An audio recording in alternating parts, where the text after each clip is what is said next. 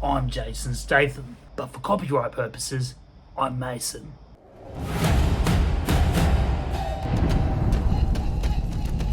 Why hello there everyone, my name is Jacob and welcome back to MNM Movies, the channel where we do movie reviews, rankings, all that good stuff. Make sure you subscribe if you're into any of that. And today, we're going to be reviewing the new Jason Statham film, Shelter. I'm aware I'm a little bit late to this one. I'm very sorry. I deeply apologize. Shelter is a film where a man named Mason is living on a remote island with an abandoned lighthouse that he is using for refuge. He befriends a little girl who is sent to send supplies to him. Turns out he is not just an ordinary man. Suddenly all the cameras in the UK are used to detect criminals' faces. So therefore he eventually gets found and then they have to find a way for both of them to survive. Now the draw for this film is it's another Jason Statham movie and this guy has a dedicated fan base. So to be honest, the trailers didn't really intrigue me that much. I wasn't all that interested in the concept as it seemed a bit too familiar. Maybe we've done this before. The director for the film was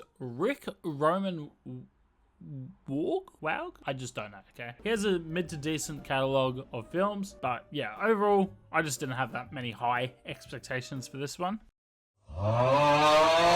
This film is color graded in a very dark and gloomy kind of way, which does create an ominous feel to the atmosphere, especially the beginning of the movie. So yeah, don't expect many bright colors or lights. This also is a very slow pacing movie at the start, so it does take some time to kick in, which does benefit the characters, and then it does start to amp up as it moves along. So overall, the pacing isn't that bad here. As a Jason Statham movie, we're going to expect some fast-paced choreography and action. And you definitely do get that here. Is it his best?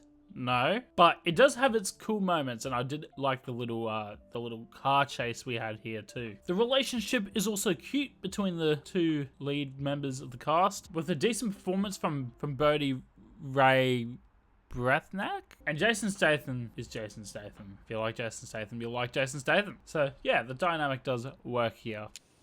That is one big pile of shit. This feels a bit too much like The Beekeeper, and maybe some of the other films, but mainly The Beekeeper here. I really did like The Beekeeper. It was quite a surprise for me that it was that good. And while the ending and motivations for characters does differ from that movie, the setup and a few borrowed plot points does make this a little all too familiar. And while the dynamic was cute between our two leads, it did feel a little too convenient at times and unoriginal in places. Her reason for actually being there initially does still confuse me a little bit. Why didn't the uncle just go up himself? He could have done that. And look, you can probably predict the entire plot from watching the trailer, to be honest.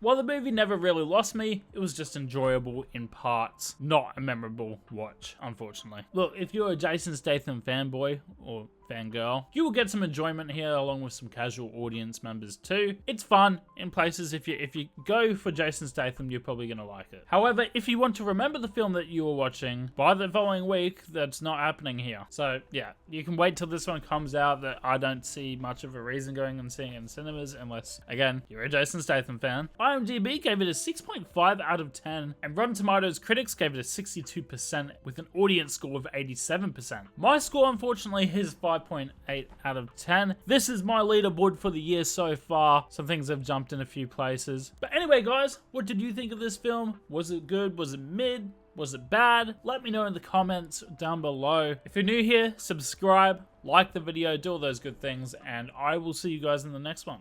Peace.